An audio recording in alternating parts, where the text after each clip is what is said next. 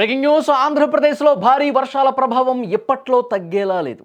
ఇటీవల కురిసిన విస్తార వర్షాల వల్ల కలిగిన నష్టాల నుంచి ఇంకా పూర్తిగా తేరుకోకముందే మరోసారి భారీ వర్షాలు కురిసే అవకాశం ఉందని వాతావరణ శాఖ హెచ్చరిక జారీ చేసినటువంటి నేపథ్యంలో ఆందోళన కనిపిస్తోంది.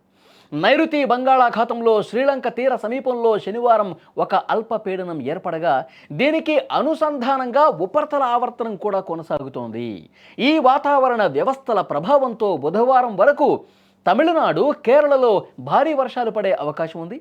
సోమ, మంగళవారంలో ఆంధ్రప్రదేశ్లో కూడా కొన్ని ప్రాంతాల్లో అక్కడక్కడ వర్షాలు కురుస్తాయని హెచ్చరించింది వాతావరణ శాఖ.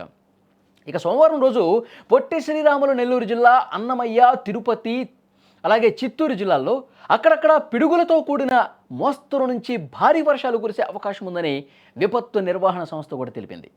ప్రకాశం, వైఎస్ఆర్ కడప జిల్లాల్లో అయితే తేలికపాటిగా లేదంటే మోస్తరుగా వర్షాలు పడే అవకాశం ఉందని అంచనా వేసింది. మంగళవారం రోజు కూడా నెల్లూరు, తిరుపతి జిల్లాల్లో మోస్తరు నుంచి భారీ వర్షాలకు అవకాశం ఉంది. ప్రకాశం, శ్రీ సత్యసాయి, వైఎస్ఆర్ కడప, అన్నమయ్య, చిత్తూరు జిల్లాల్లో అక్కడక్కడ తేలికపాటి నుంచి మోస్తరుగా వర్షాలు కురిసే అవకాశం ఉందని చెప్పి వాతావరణ శాఖ తెలియజేసింది. ఈ అల్పపీడన ప్రభావంతో దక్షిణ కోస్తా ప్రాంతాల్లో గంటకి 35 నుంచి 55 కిలోమీటర్ల వేగంతో గాలులు వీచే అవకాశం కూడా ఉందని అమరావతి వాతావరణ కేంద్రం హెచ్చరించింది. మత్స్యకారులు సోమవారం వరకు సముద్రం వేటకు వెళ్లకుండా జాగ్రత్తలు తీసుకోవాలని సూచించింది.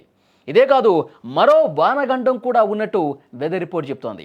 ఈ నెల 21వ తేదీ నాటికి ఆగ్నేయ బంగాళాఖాతంలో మరో అల్పపీడనం ఏర్పడే అవకాశం ఉందని వాతావరణ నిపుణులు అంచనా వేస్తున్నారు. దాని ప్రభావంతో 24 నుంచి 27 వరకు రాష్ట్రంలో అనేక ప్రాంతాల్లో మోస్తరు నుంచి భారీ వర్షాలు కురిసే అవకాశం ఉన్నట్టుగా సమాచారం వస్తుంది.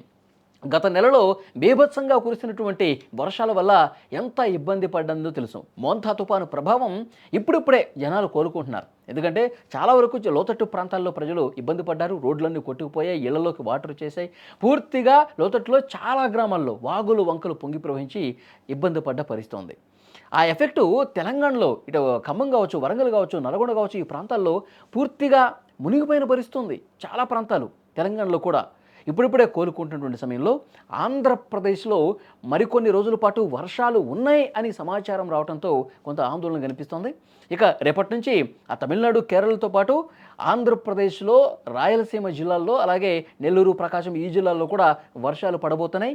ఇంకొక ముఖ్యమైన విషయం, 21వ తారీఖున ఆగ్నేయ బంగాళాఖాతంలో అల్పపీడనం ఏర్పడుతుంది. ఆ అల్పపీడనం బలపడితే మాత్రం వాయుగుండంగా మారి రాష్ట్ర వ్యాప్తంగా కూడా వర్షపాతం ఎక్కువగా నమోదయ్యే అవకాశం ఉంది. తీర ప్రాంత జిల్లాలు మరొకసారి వణికిపోయే ప్రమాదం ఉందని చెప్పి వాతావరణ శాఖ హెచ్చరిస్తున్నటువంటి నేపథ్యంలో ఆందోళన ఎక్కువైనటువంటి పరిస్థితుంది. మరి 21వ తారీఖు నిజంగా అల్పపీడనం బలంగా తయారైతే మాత్రం ఇటు కృష్ణా కావచ్చు, గుంటూరు కావచ్చు, ప్రకాశం, ఎన్టీఆర్ జిల్లా, తర్వాత తిరుపతి, చిత్తూరు, ఇటు ఆ ప్రభావం తెలంగాణ జిల్లాల మీద కూడా బాగానే పడే అవకాశం కనిపిస్తోంది. మరి ఆ అల్పపీడనం ఎంత మేరకు వాయుగుండంగా మారుతుంది? వాయుగుండంగా మారినటువంటి అల్పపీడనం, ఎందుకంటే ఆ ఆగ్నేయ బంగాళాఖాతంలో ఏర్పడినటువంటి ఈ అల్పపీడనం బలపడే ఛాన్సెస్ ఎక్కువ ఉంది. మరొకసారి భారీ వర్షాలు కురిసే అవకాశమే ఎక్కువ ఉందని చెప్పి అంచనా కడుతున్నారు ప్రస్తుతం అయితే. ఒకవేళ ఆ అంచనానే నిజమైతే మాత్రం పెద్ద ఎత్తున మళ్ళొక్కసారి 2 తెలుగు రాష్ట్రాల్లో భారీ వర్షాలు కురిసే అవకాశం ఉంది. ఆ విధంగా వాయుగుండంగా బలపడితే మాత్రం అప్పటికి అధికార యంత్రాంగం మరింత అప్రమత్తంగా ఉండి, గతంలో మోంతా తుఫాను వల్ల ఏ విధంగా అధికార యంత్రాంగం ముందస్తుగా అలర్ట్ అయ్యి అక్కడ ఏర్పాట్లు చేశారు, మళ్ళీ అలాంటి ఏర్పాట్లు చేయాల్సినటువంటి అవసరం ఉంది. తీర ప్రాంత జిల్లాల్ని మరింత అలర్ట్ చేయాల్సినటువంటి అవసరం ఉంది. ఇంకా వారం రోజులు ఉంది కాబట్టి చూడాలి. రేపటి నుంచి అయితే వర్షాలు అక్కడక్కడ మోస్తరు వర్షాలు కురిసే అవకాశం ఉందన్న సమాచారం మాత్రం వస్తూ ఉంది.